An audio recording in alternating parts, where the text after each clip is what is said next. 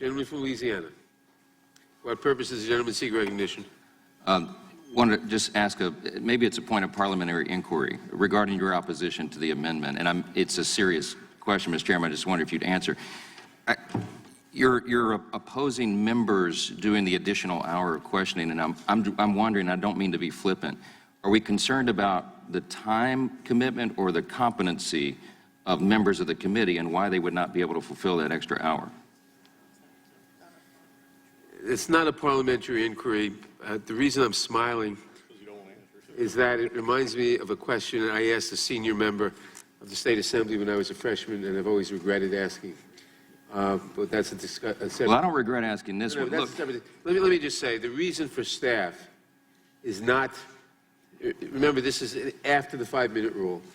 And it's very clear, and that's why in various inquiries, when Democrats are in the majority, when Republicans were in the majority, and I listed some of those inquiries, not all of them, it has often been done that staff or staff counsel can ask questions because the 5-minute rule can be disjointed. And we will observe the 5-minute rule, but after that, we may elect to have counsel for the majority and minority question up to half an hour, so you can pursue questions with the witness.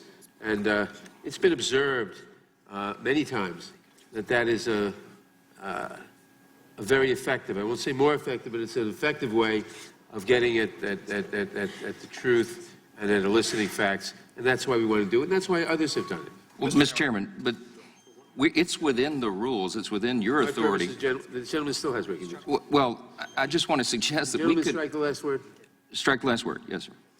Gentleman's recognized. We could allow for additional time for members to do more questions. If the 5-minute rule is unruly, let's allow for more time. As has been stated so eloquently by my colleagues, this is a big deal. You're talking about impeaching a president. I'm sure that we can find the time in our schedules, and I'm quite confident in the competence of every member of this committee. Most of us are attorneys. We've all questioned witnesses before. This is well within our scope of competence, and the reason we're on this committee is to perform important duties like this one. We do not need to delegate this to staff. We can handle it, Mr. Chairman. Why are we not allowed to do it? I yield to Mr. Collins. Thank you, and I appreciate the gentleman. What's interesting here is the exact same rule allows for what you just said. Right. The exact same rule allows members to have that time and to extend that time, and if the concern is time, fine. Then we can do that. In fact, that's what we will probably end up doing. But the same rule that we're using here to allow staff to have that extra 30 minutes is the same rule that can be allowed for us to have the same time. I'll yield back to Ms. Johnson to Mr. Yield to Mr. Biggs.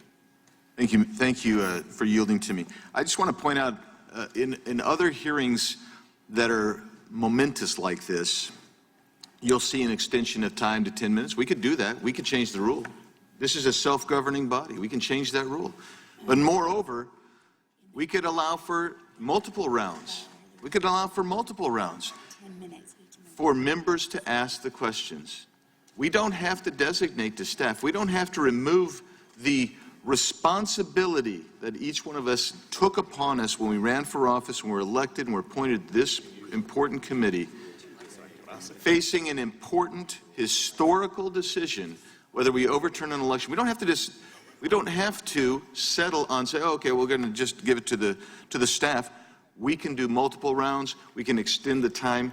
We can do that, Mr. Chairman. I think we have perfectly capable people on both sides of the aisle. If the object is to really get to the bottom of this, to get to truth, so we can make an informed decision, the people that are making that decision ought to be allowed to ask those questions. And with that, I yield back to Mr. Johnson. And I would just suggest this is not unprecedented to allow members additional time. We were talking back here on the bench about our memory of the Benghazi hearing, for example, where I think all members got 3 rounds of questions, perhaps I think it was as long as 10 minutes each. This is certainly as important as a Benghazi hearing. Why would we not be allowed to do that? I would argue we have the most competent committee in Congress. These are attorneys, everybody on this dais. We should have the ability to do that. Yield to Mr. Gomer.